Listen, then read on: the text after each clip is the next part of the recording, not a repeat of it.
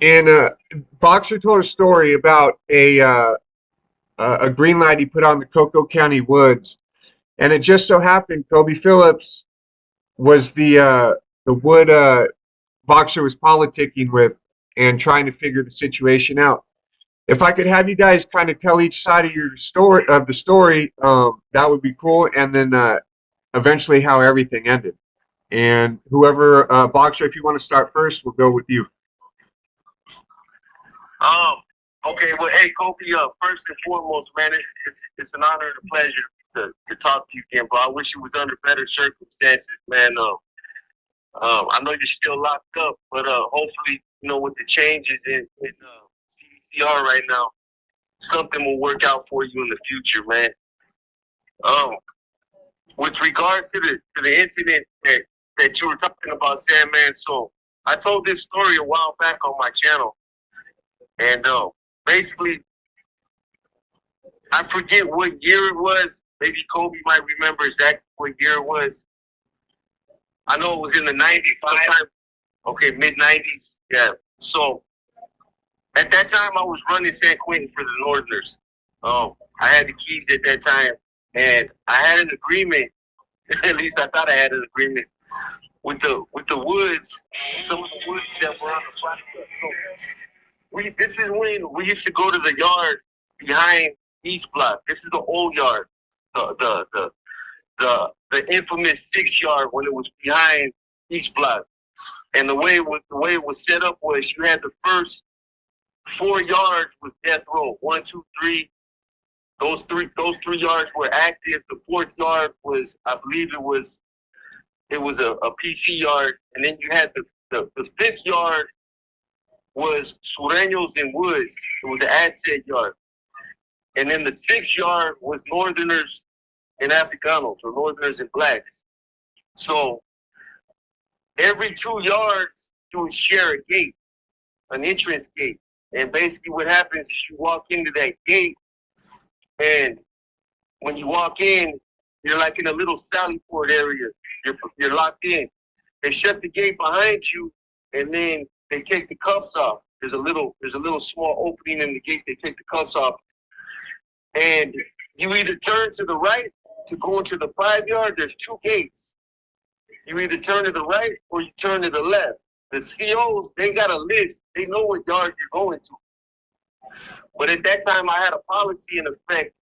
All the Northerners, I wanted them all to turn towards the 5 yard to act like, to try, basically to try to provoke the COs for making a mistake, to let them in the wrong yard. So that was the policy. I had all the Northerners turn. Once the cuffs came off, I wanted them to turn towards that yard. Your telephone number will be monitored and recorded. Once the cuffs came off, I wanted them to turn towards that yard. So everybody was doing that.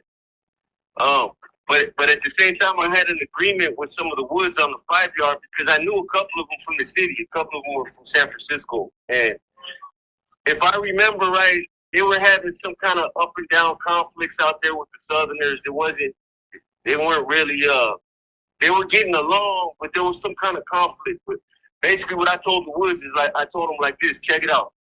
If one of the Northerners makes it through your gate and goes out there to the 5 yard, you guys take a step back, man, and just they'll come out there and they'll do their thing with the Sureños. And vice versa. If you guys make it out to our yard, I'm giving you my word, man, that we'll step off that line and we'll let you and the Africanos do your thing. So that was the agreement. And there was a Northerner named Charles Hill, Tuna from Hayward. And I believe that was him. Yeah.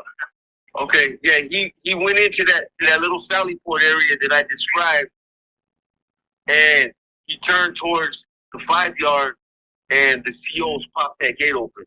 So he ran into that yard, and he started getting them up with the Sureños, and I guess either Coby.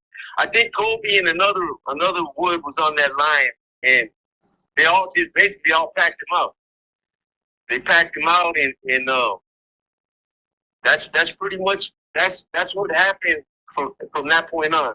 Now when that happened, obviously I felt like that agreement was broken, man. I mean, which it was. I don't know if it was a personal conflict, if it was something else, if it was a misunderstanding on their part. I don't know, man. I didn't get that far into it to find that out. At that time, I was still in the adjustment center. So what ended up happening is Coby's name came up. We knew who Coby was, man. He was a youngster. He was an up and coming youngster out of Coco County. We all knew who he was. And you know, when I found out that he was one of the ones involved, it was right away it was like, okay, that's Coco County right there, man. So I struck up a mandate and basically told everybody, all the Northerners out there in the reception center, out there on the main line. I don't know if it hit the main line. I know it hit the reception center, those mandates. But basically, I put a green light on all Coco County woods. And from what I remember, by the time it was over, 60 seconds remaining. By the time it was over, there was 70-something woods that got hit out there, man. They were getting sliced up bad. And I don't know if they were targeting the dudes that weren't really bangers. You know what I mean? They were probably targeting some regular Joe Schmoes, man. But they were getting sliced up. In a couple of the woods, they were like, "Hey, bro, come on, man, you gotta stop that." So, yeah, so that's what happened, man. I put the green light out. I sent the mandate out, and by the time it was over, I forget what wood got at me. I think it was I forget his name, man. I want to say he was from, hey, I don't know if it was Hot Rod or one of them other cats, man. It's been so long, but some of the wood they got at me and they were like, "Hey, bro, you need to call that green light off, man. There's cats that are getting butchered out there that got nothing to do with this shit." And I mean, they're hitting, like I said, I knew that there was a lot of people that were out there getting hit that weren't really bangers, man, that had nothing to do with it. They were probably targeting some of the, some lame cats, man. But we ended up, I set a mandate out there and basically stopped it. I had that green light rescinded, and that was it, man. That was pretty much the extent of it. Not too long after that, I got put on a bus. I was just sliding through doing a violation, so I didn't stay there that long. But some of the woods, if I remember right, man, they were like, they said, I'm sure Coby will fill that part in, but it was like, hey, man, it was a misunderstanding. That wasn't supposed to happen, or whatever happened, it happened. But that was the extent of it right there, man. I'm sure Coby fill in the blanks. So Okay. Thank you, B. Appreciate that. Coby, you can go ahead and tell the wood side of the story. Well, I think for the most part, that's kind of how it happened. They when I got to East Block, Scott Johnson from Hayward, I think is the one that had the agreement to not rush Northerners if they came on the yard. So as soon as I got there, I lifted every agreement he made with anybody because he was just off the level 2. I believe he came from the main line. So I said that none of his policies are we're not bound by any of those. So if anybody came through that gate, that's just what time it was. There was no personal beef with me and Tuna. We ended up both going to the adjustment center for hitting people later on over in East Block, and ended up becoming pretty good buddies, through the fence. But yeah, when the call went out there to hit the dudes from Coco County, I believe there was 5 or 6 whites came to East Block that got sliced up out there, and one of them was from Coco County. The rest of them were just back that as soon as after after the first one got hit, and the whites didn't retaliate, all the other ones that came after that, we got them on our yard for not doing nothing. So they got hit twice.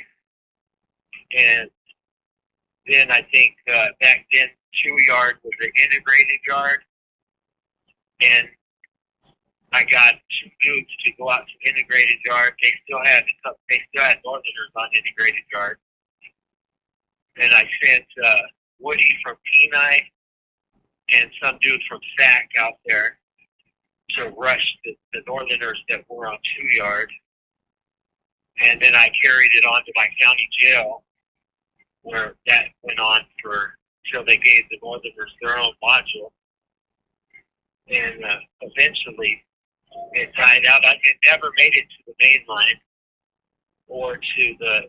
This call and your telephone number will be monitored and recorded. Carson section was level 4 back then. I believe it, all the slashes happened in West Block, and they were all from the reception center, but not in the level 4. Yeah. But then for the not retaliate, that's when we put the when I got back to the AC, anybody that came from the main line to AC, we hit. So we had nobody on our yard from the main line over that happened and them not retaliate. So that's me and Tuna became good buddies. So and that cop that put him on the yard, Officer Corney, he just retired from here a couple months ago. I wonder if did you ever ask him if that was an accident or if that was he did that on purpose? It was an accident. It was. It was. I got the write-up. Right. He said it was his first day working over there, and they put him on the gate. And he said when dude told him his name, and he said, "What yard are you on?" And he told him 6. And he said, "Yeah, you're not pulling one over on me because Tuna was white, but he was a northerner, but he was white." So Corning told him, "You're not going to pull one over on me, motherfucker," and tricked me, and then stuck him on our yard. So I believe, and I know Corning, he was just the slap rock of the officers. His first day on the gun in the adjustment center is when Character got killed out there, and I didn't even see him till Character was dead, laying in the middle of the yard. So he got he had some bad luck, that guy. Yeah. That's crazy how things work out like that, man. You and Tuna ended up becoming tight over there, huh? Oh yeah, and then even in 2004, we were in East Block again. After I was still active, he wasn't, and he was over there waiting for a bed in the adjustment center because he had cell extracted. Yeah. So yeah, we were in Santa Rita together after that. Yeah, we kind of grew up. I think we're about the same age, so it's we actually enjoyed each other. And then oh, go ahead, B. No. I just said yes, sir. Yes. Go ahead, Sam. Man, there's something else you wanted. Was it you two who brokered the peace, or who was it who ended up brokering the peace? Brokering the peace. It wasn't me that brokered the peace, because ever since, even before my first term, I've always got into it with Northerners. So it was, he recalled the green light. All we did was green light the whites that didn't do nothing. So they got hit out there, and then we hit them when they got back here. So they got double whammied. Damn. Hey, what we talk, as far as what Sandman brokered the peace when? After when it was over or in the beginning? After it was all that was over, and yeah. Yeah, no, because in the beginnings, that's why I was saying I knew it was somebody from Hayward. I thought it was Hot Rod, but Scott. Now that he said that name, it rings a bell, man. 'Cause there was a couple woods over there from Hayward at that time. But anyway, they were having some kind of issues on the yard with the northern, with the Southerners, man. I don't know what they were bumping heads about, but you know when before I had went to the AC, you know, I used to chop it up with some of those woods over there that I knew from the city. There was a couple of them from, I think Dusty was over there, and there was another cat. They were just sliding through on violations too. They might have been gone by the time you got there, Coby. But that was you know, I had a pretty good rapport with a couple of those woods. So when it was proposed, you know what I mean? Yeah, I told them that if they made it through to our yard, you know, that there wasn't no conflict at that time. There was no conflict. I mean, technically, at that time in '94, it was on with the NLR, with the ABs, with a lot of the woods, the politics at that time. But there was no reason. There was no reason over there to kick up any conflict, man. If you know, they wanted to propose that policy, I was all for it, man. You know what I mean? But like I said, I knew it was some kind of internal issue why that agreement was broken, and this is the first time I've actually been able to talk to Coby about it. So I mean, it makes sense, man. Okay. I get it, Coby. You know what I'm saying? Fuck all their politics. Fuck them peace treaties, man. Let's ride on them. Let's ride on them. Let's ride on. Hey, let's ride on them North days, man. You know what I'm saying? It's all good, man. Okay. You gotta remember too that I was 20 and a little wild back then.